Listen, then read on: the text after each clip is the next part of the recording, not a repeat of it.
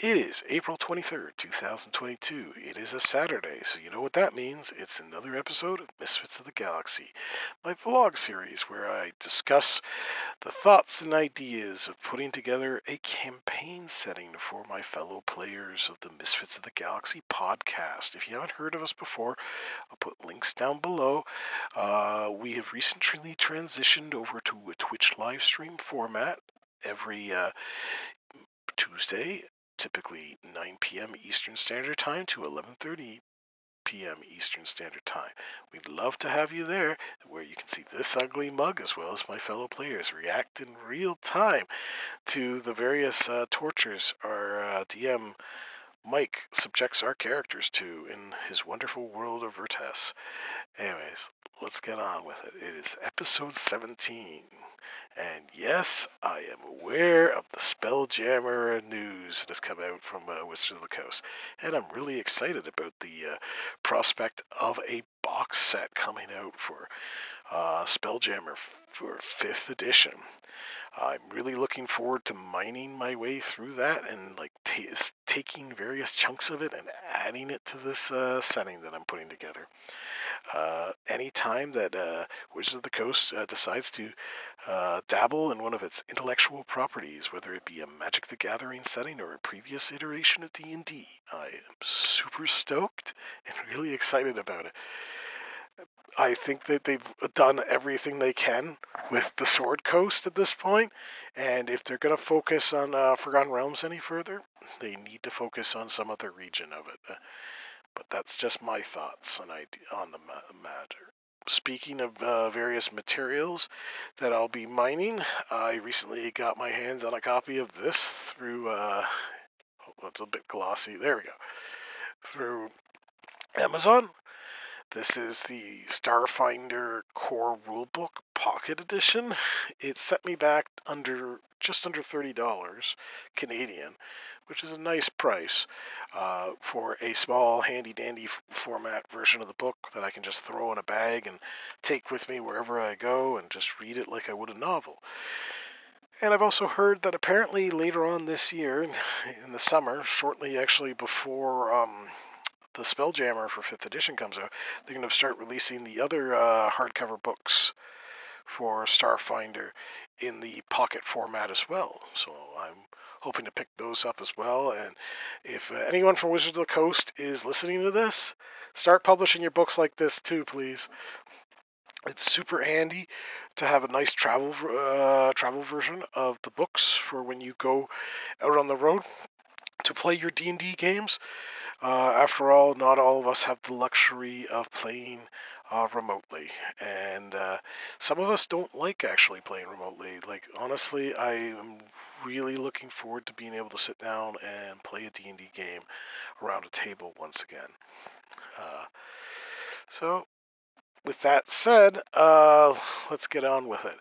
So today I'm going to discuss a bit about what's going on with divine magic and clerics and all that, and priests in this setting, not to mention the abyss, and maybe even touch on necromancy and the undead. Who knows? I have a few ideas that I'm going to throw out there and see what people think. So, at some point in the history of the verse of Misfits of the Galaxy, the abyss poured forth into the material plane. Like, the hordes of the abyss, whether they overran the legions of hell and managed to get a foothold on the material plane, or what exactly happened, no one's exactly certain. It happened so long ago. It doesn't seem like any of the current spacefaring races were out in the stars at that point, so no one, aside from a few worlds claiming like a cataclysm happened thousands and thousands of years ago, not much is known about it. What we do know now, though, is when that happened, many gods who were selfish and greedy and nefarious and evil, the not so nice ones, saw this sudden influx from the abyss as an opportunity to try to seize power themselves, while the other gods, they're, they were focused elsewhere, and a war erupted among many worlds, and on many worlds as well as among many worlds, as several gods tried to seize power from one another, from other pantheons throughout the verse. Not to mention fighting hordes of demons. This resulted in a lot of gods dying.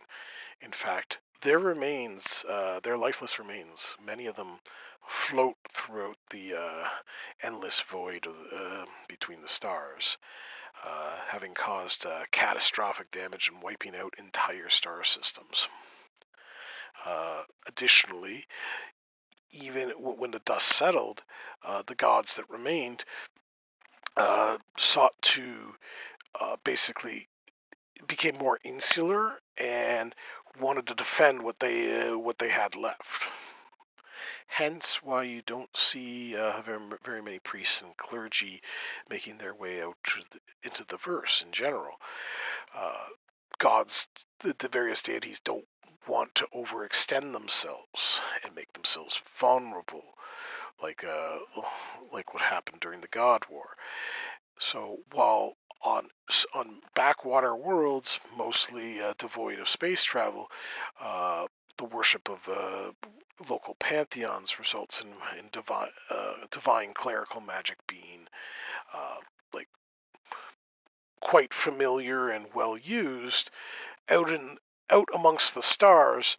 Aside from the Avera theocracy, very very few clerics and priests practice in a method that provides them with divine blessings and magics through prayer.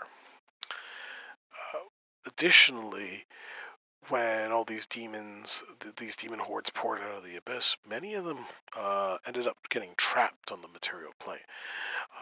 Certainly attempts were done to hunt them down and exterminate them, but just like cockroaches, once you have a demon infestation, it's really hard to root them all out. And I can't remember where I heard the quote many years ago, but it was the demons dwell in the darkness between stars, and I kind of like that idea, where it's not just the Cthulhu-esque monstrosities of the great old ones that dwell in the darkness between stars, but the like small clutches of demon spawn and the like have not necessarily thrived, but lurk in said darkness, which is partially one of the reasons why space travel that without the use of dark matter engines as well as the Maw station portals is exceedingly dangerous, is because of what's lurking out there in the void of space. With that being said, I'd like to get on to another world, like discussing another world that has to do with kind of links into all this to a certain extent. So just like many of the gods died, some of the demon princes ended up kicking the bucket, in a manner of speaking, during this big god war or intergalactic cataclysm, whatever you want to call it, that transpired. One of the demon princes that died is actually the demon prince of undeath, Orcus. Was slain, whatever way you want to use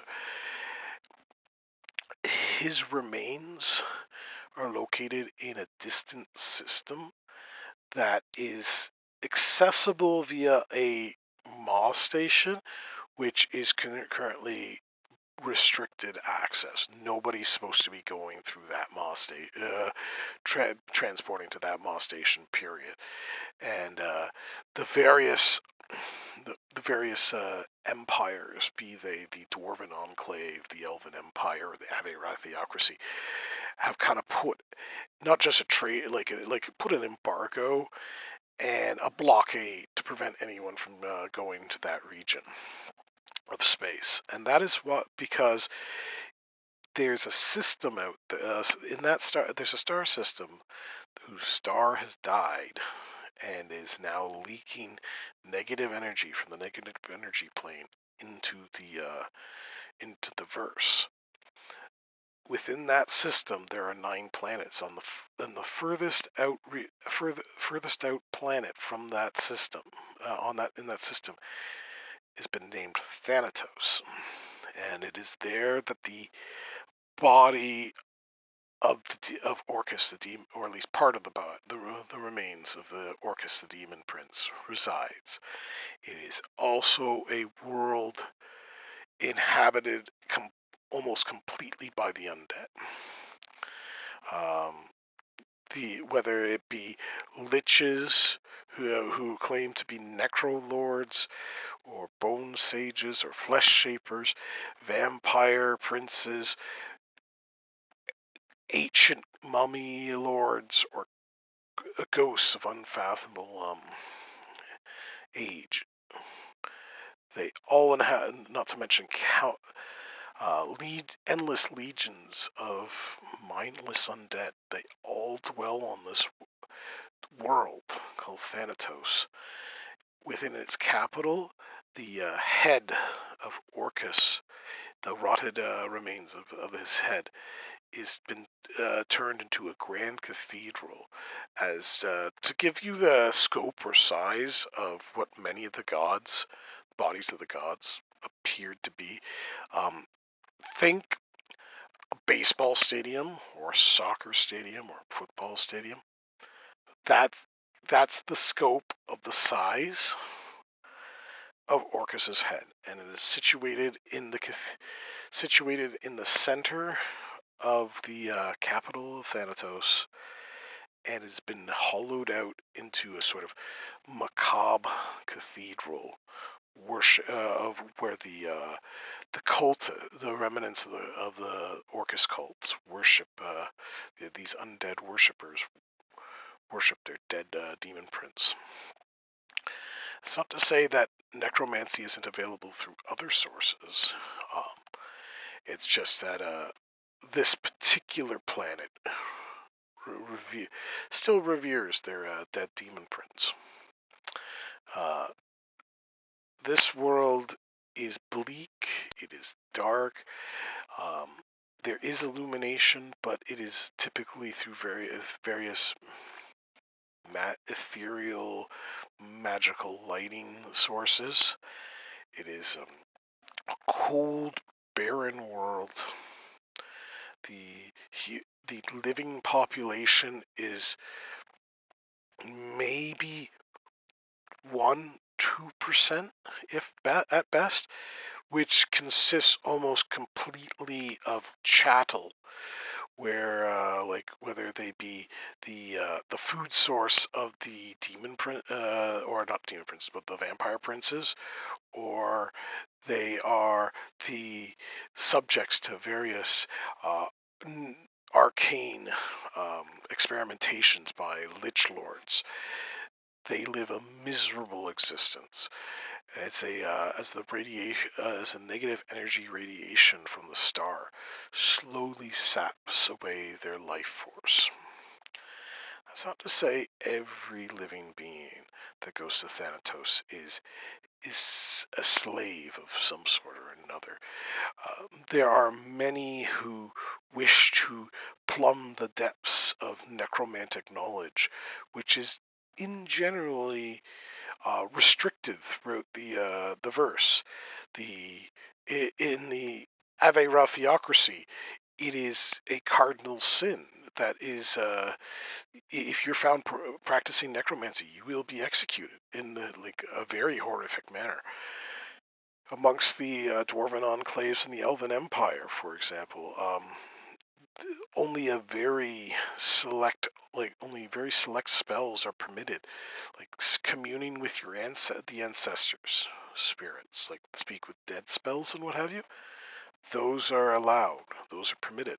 But anything involving the control, creation, or animation of the dead is just banned outright. That's not to say every world is that way.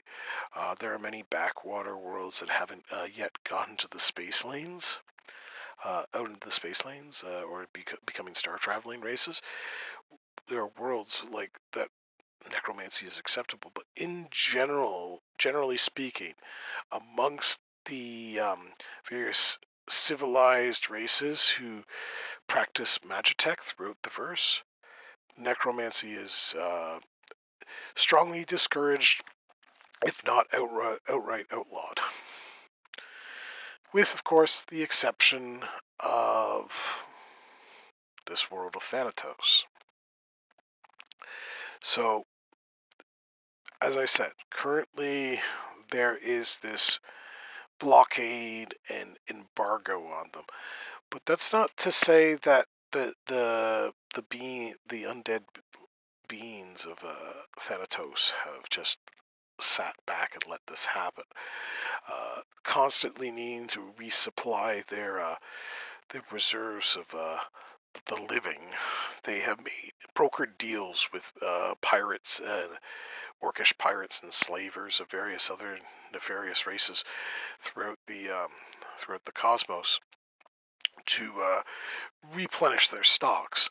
Additionally, um, some of their more charismatic and influential vampire princes have begun to slowly worm their slowly worm their way into the into the various um, civilizations through, like, their pawns and spies networks have begun to quite insidiously worm their way into these various civilizations, hoping to encourage the leaderships of said civilizations to become more lax in their restrictions of with Thanatos. After all, Thanatos has much to offer the verse in large. It is one of the few places throughout the universe where undead graphs, which I haven't discussed up to this point, are readily available. Not to mention, there are countless other applications to necromancy beyond it just being this horrific dark magic. Um, the repositories of knowledge from that span well beyond the histories of any of the starfaring civilizations that currently resides on that world, because undead from pretty much every imaginable civilization has eventually migrated or taken a pilgrimage to Thanatos. There's undead throughout the universe, but they all regardless as to where they dwell, Thanatos will always be their home. Anyways, I've rambled on for maybe a good almost 19 minutes now about this idea. I really like the idea of like Orcus's head being like splayed out like some sort of macabre cathedral, sort of like the head of Unicron from the Transformers cartoon series, where like that you actually have people, like, or I should say the undead and necromancers traveling through, and worshippers of Orcus, like moving throughout the innards of this giant, effectively goat skull that still, despite the fact that Orcus is no more, it is just a font of negative and necrotic energy that can be tapped into. But anyways, I rambled on enough, I suppose. I'd love to hear people's thoughts on this. I know it took a little bit of a darker turn than my normal discussions, but aside from the Ave Ra theocracy, which is just blinded to the idea of any sort of good, like law, any sort of good aside from a very stringent lawful good reference of the sun. I haven't really dwelled very much on like villains for the setting, and I don't want to typecast any particular race as being just a outright villain, although I think I kind of did that with the Aveyra, unfortunately. But regardless of that, I want some like definite villains in the setting where it's like these people are evil. There's no middle ground here. There's no disputing it. They're evil. If, because I think that uh, every good campaign setting is only as good as the villains that dwell within it. Anyways, like I said, I'd love to hear your thoughts. Uh, Till next time, may all your 20s end up being a critical. Take care.